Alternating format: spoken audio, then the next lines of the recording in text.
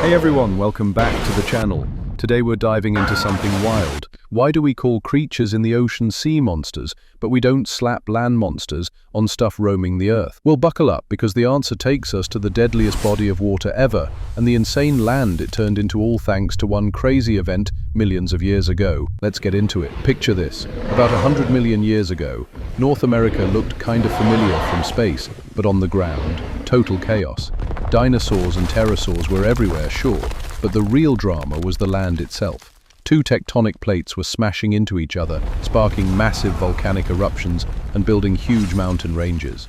This collision created a giant basin running down the continent's middle. Now basins always mess with the environment, but this one, it was on another level.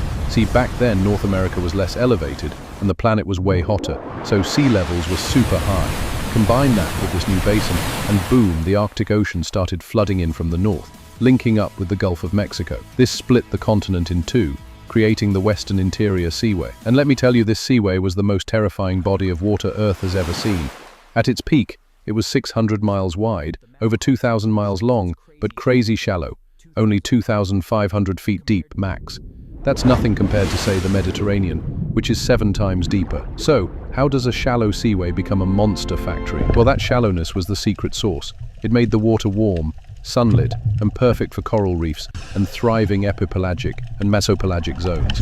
Plus, it acted like a giant watershed, collecting runoff from the two new islands it created, Laramidia in the west and Appalachia in the east. All that runoff dumped tons of nutrients, making the seaway a buffet for life. Add in lagoons, marshes, deltas, and you've got a recipe for what folks call Hell's Aquarium. And oh boy, the residents, straight out of nightmares. Giant mosasaurs ruled the waves like Mosasaurus hoffmanni and Tyrannosaurus, with skulls and teeth built to shred anything.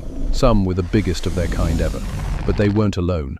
Hyper-predatory sharks, some bigger than great whites, prowled too, with teeth and speed that made them a serious threat. Then you had carnivorous fish that could swallow man-sized prey whole, and even a massive cephalopod, Parapuzosia, weighing 1.5 tons, 3 times heavier than today's colossal squid. That's the largest invertebrate ever.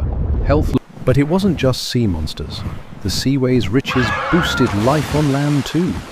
Pteranodon, the most successful pterosaur, thrived here, with wingspans up to 20 feet. And along the coasts you had Deinosuchus, an 8-ton crocodilian with bone-crushing bites and tank-like armor. The seaway even split North America into Laramidia and Appalachia, sparking a dinosaur boom.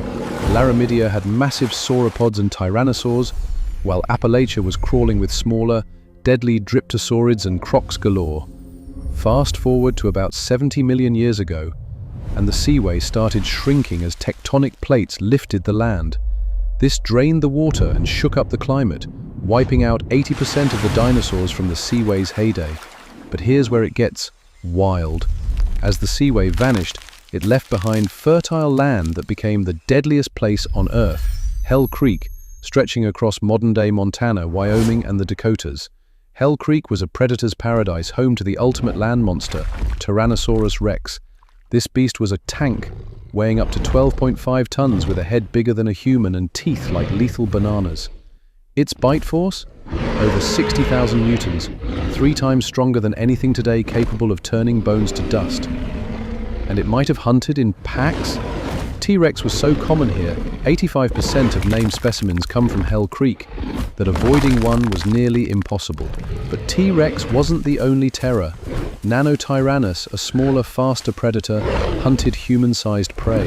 Raptors like Atteroraptor and the massive Dakotaraptor, with claws as long as chef's knives, slashed through anything. Even herbivores were no joke. Triceratops, weighing up to 10 tons, had horns that could gore a T-Rex. Ankylosaurus, an 8-ton tank, had a tail club that could shatter bones, and Edmontosaurus, a hadrosaur, could hit 43 feet long and outrun most predators. Non-dinosaurs got in on the action too. Giant pterosaurs like an unnamed Ajdark had stalked the land, swallowing small prey whole. Carnivorous lizards, crocodilians, and even a mosasaur, yep, a 36-foot sea monster, somehow ended up in Hell Creek's rivers or coasts. How? Maybe the seaway's retreat wasn't as clean as we thought, leaving pockets of salt water. So how do you top a place this insane? You don't. You just hit reset with a giant asteroid. And that's exactly what happened, wiping the slate clean. Thanks for joining me on this wild ride through Hell's Aquarium and Hell Creek. If you loved this, hit that like button, subscribe, and let me know what prehistoric nightmare you want to explore next. See you in the next one.